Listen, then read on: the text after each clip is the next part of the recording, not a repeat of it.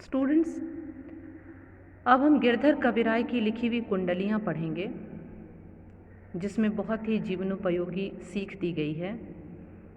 पहली कुंडली है, लाठी में गुण बहुत है सदा राखिए संग, गहरी नदी नारी जहाँ तहाँ बचावे अंग, तहाँ बचावे अंग झपटी कुत्ता कह मारे, दुश्मन दावा गिर होए तिन्हु को झारे। कह गिरधर कबीराय सुनो हो धूर के बाठी, सब हथियारन छाणी हाथ मह लीजे लाठी। ध्यान दीजिए, अंतिम पंक्ति में हथियार और न जो है वो अलग अलग लिखा हुआ है। न जो है हथियार के साथ जुड़ जाएगा, हथियारन शब्द हो जाएगा। और जैसा कि मैंने आपको बताया था कि कुंडलियाँ की विशेषता होती है कि ये जिस शब्द से शुरू होता है उसी शब्द पर इसकी समाप्ति भी होती है। तो देखिए, ये लाठी से शुरू है और लाठी पर ही खत्म हो रहा है। दूसरी पंक्ति का जो अंतिम भाग है, तहाँ बचावे अंग से ही तीसरी पंक्ति की शुरुआत हो रही है। ये कुंडली की विशेषता होती है। तो स्टूडेंट्स, अब मैं पढ़ रही हूँ कि लाठी में गुण बहुत है। इस कुंडली में गिरधर कवि कहते हैं कि लाठी जो है बहुत ही उपयोगी वस्तु है, इसमें बहुत सारे गुण होते हैं। तो इसकी महत्ता को प्रदर्शित किया है उन्होंने, इसकी उपयोगिता को बताया है। कहते हैं कि लाठी जो है हमें हमेशा अपने साथ रखनी चाहिए, क्योंकि इसमें बहुत सारे गुण हैं, ये बहुत काम की है, हमारे लिए बहुत उपयोगी है। कैसे है? गहरी नदी नारी जहाँ तहाँ बचावे अंग। ये कहते हैं कि यहाँ नारी का अर्थ स्टूडेंट्स नाली से है, नारी मतलब स्त्री नहीं। तो ये कहते हैं कि अगर कहीं जाते समय मार्ग में, हमारे रास्ते में कोई गहरी नदी पड़ जाए, गड्ढा पड़ जाए या नाला आ जाए, तो उस जगह पर हम लाठी की सहायता से उसे पार कर सकते हैं। मान लीजिए कोई छोटा गड्ढा है या कोई नाली वगैरह है, तो वहाँ पे हम लाठी के सहारे खुद को संतुलित रख करके उस गड्ढे को पार कर जाते हैं, उस नाली को पार कर लेते हैं। लाठी पर अपने शरीर का भार डाल के नाली के उस तरफ जा सकते हैं। ऐसे ही यदि नदी पार करनी हो तो उसका प्रयोग करके न केवल हम उसकी गहराई का पता लगाएंगे, बल्कि लाठी के सहारे उसे पार भी कर लेंगे आसानी से। तहाँ बचावे अंग झपटी कुत्ता कह मारे। वो कहते हैं यहाँ तो ये हमारे शरीर को बचाती है, हमारी सुरक्षा करती ही है, लेकिन यदि रास्ते में किसी कुत्ते से हमारा सामना हो जाए या कोई जानवर हमारे ऊपर आ जाए, कुत्ता हम पर हमला कर दे, तो ये वहाँ भी हमारे लिए उपयोगी साबित होती है। लाठी की सहायता से हम उसे मारकर भगा सकते हैं और अपने आप को बचा सकते हैं। दुश्मन दावा गिर होए तिन्हु को झारे। वो कहते हैं कि यदि आप जा रहे हो कहीं और किसी दुश्मन से आपका सामना हो जाए, जो आप पर अपना अधिकार जताने लगे, यानी आप पर हमला कर दे, आक्रमण कर दे। दावागीर का मतलब होता है अधिकार जताने वाला। तो ये लाठी वहाँ भी हमारे बड़े काम आती है, उसके सहारे हम उस दुश्मन पर भी विजय प्राप्त कर लेते हैं।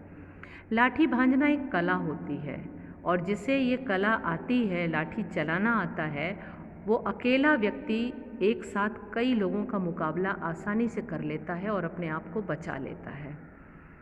तो उस समय ये चीज़ लोग सीखते थे। आज के दौर में थोड़ा इसका प्रचलन कम हो गया है, लोग लाठी वगैरह चलाना छोड़ दिए हैं, तो जानते नहीं हैं कि इसका उपयोग कैसे करना चाहिए, लेकिन लाठी आज भी बहुत उपयोगी वस्तु है।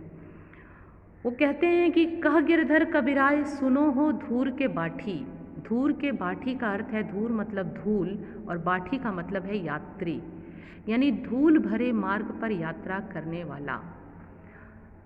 बच्चों, पहले के समय में आज की तरह जो वाहन की सुविधा है वो उपलब्ध नहीं थी। कहीं आने जाने के लिए ट्रेन, बस, मोटर कार, हवाई जहाज, ये सुविधाएं नहीं थीं। लोग पैदल ही कोसों यात्रा किया करते थे। तो ऐसे में ये सारी चीज़ें जो हैं, घटनाएं उनके साथ कभी भी हो सकती थी। कभी भी कोई जानवर उन पर हमला कर सकता था, कहीं भी कुत्ता कोई काटने को दौड़ सकता था, रास्ते में लुटेरे मिल सकते थे जो उन पर हमला कर सकते थे, और नदी नाले, ये सारी चीज़ें तो मार्ग में पड़ती ही पड़ती हैं। कई बार जंगलों से गुजरना पड़ता था। तो इस सब में लाठी जो है बहुत ही उपयोगी सिद्ध होती थी। तो गिरधर कविराय कहते हैं कि हे धूल भरे मार्ग पर यात्रा करने वाले यात्री, मेरी बात को ध्यान से सुनो। सब हथियारन छाणी, छाण का मतलब है छोड़ना, सभी हथियारों को छोड़ करके हाथ मह लीजिए लाठी, मह मतलब हाथ में आप लाठी थामें।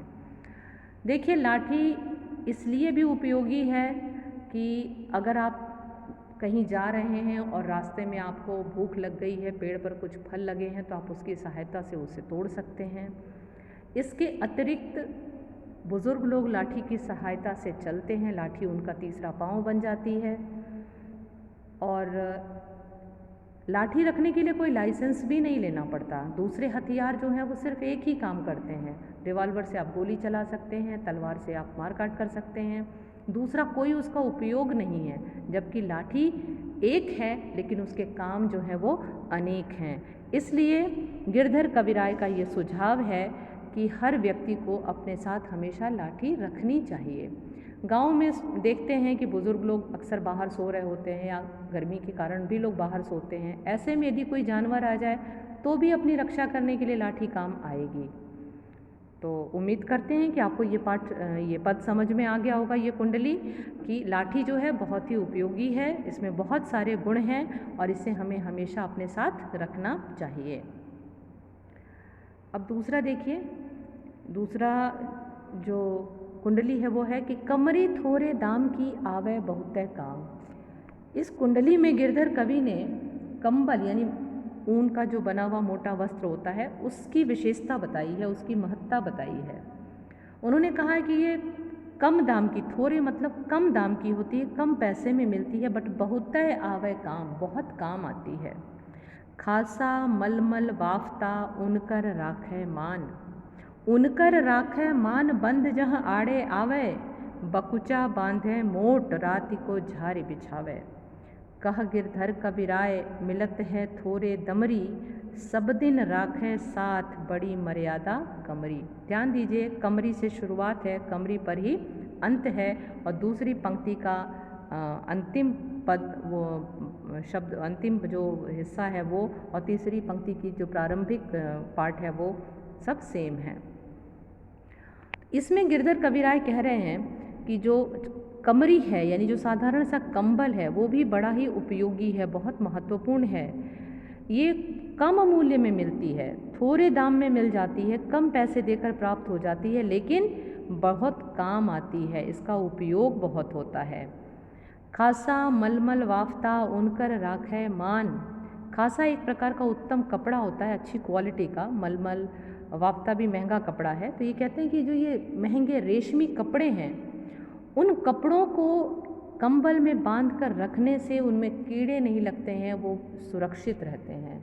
तो उनकी सुरक्षा में भी ये कमरी काम आती है। और उसके साथ वो कहते हैं कि बकुचा बांधे मोट राति को झार बिछावे।